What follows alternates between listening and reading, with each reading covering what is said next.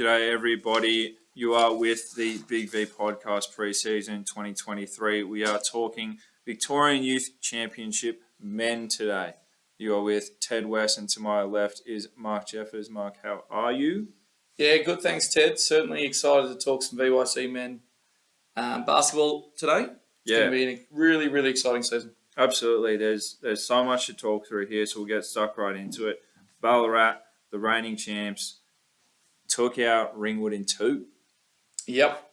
They they were really strong. Come finals time, they turned it on.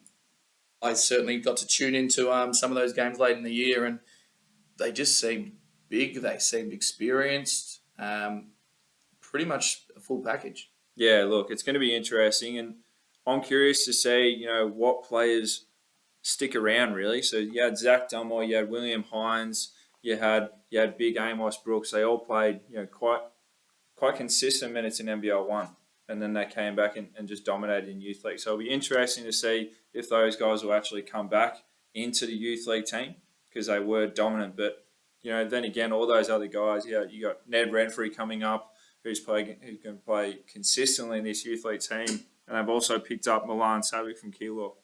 Yeah, it's going to be... I'm always really interested to see at what age the players start transitioning into that senior team. And, those names you just reeled off, they're sort of ready-made senior players. They're good to go. Obviously, it'll be very dependent on some of the signings at NBL 1 level for Ballarat. But you certainly sit there and go, gee, Ballarat, you'd expect them to be quite strong again. You would. And talking about those players that are going to hover up, we had the MVP of Campbell Blog. He's probably going to be one of those guys that also is just going to play mostly NBL 1. He might play down in Youth League if there aren't any clashes. Can't be too certain, but you'd think he'd be another one of those guys to move up. Yeah. So it really opens the door to see who that next MVP candidate is. Yeah, and him working with Melbourne United across the year just sort of takes him to the next level. But next MVP. Look, it's wide open. I mean, it also depends on how many games they're playing. To qualify, but how many is Mason Gaze going to come back and play? How many are Christian D'Angelo going to play? Tony Marchese and Harrison Sealy, like those guys are guys who are ready to play NBL 1. So seeing how much I guess impact and involvement they're going to have with their youth league sides will certainly determine and make up where these teams and which ones are pushing for finals, which ones aren't. Yeah, look, it's going to be wild. It's going to be interesting to see because those lists are going to be different every single week. One list I'm very excited for is Sandringham's with the inclusion of Joel Foxwell.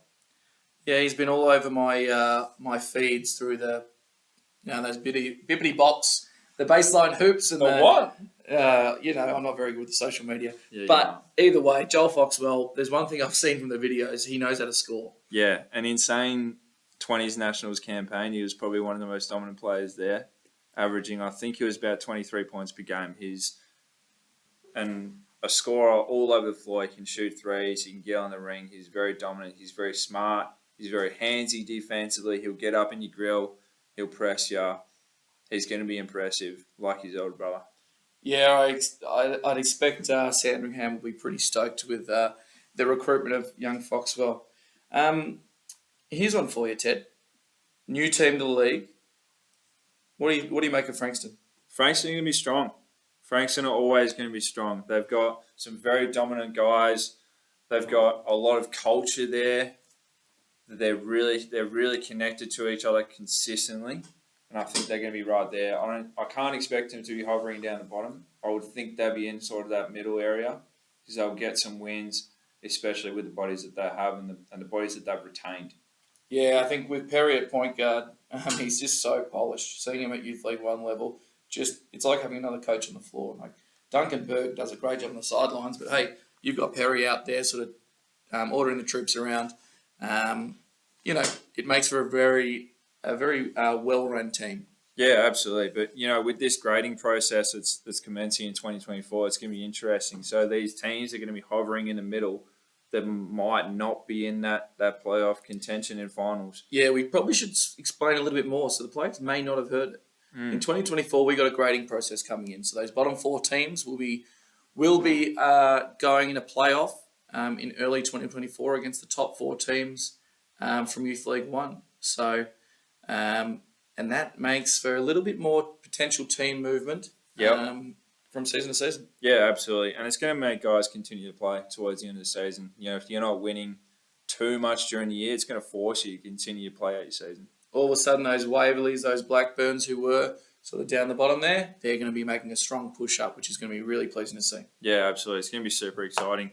That was Victorian Youth Championship men talking hoops. We'll see you soon. Thanks, guys.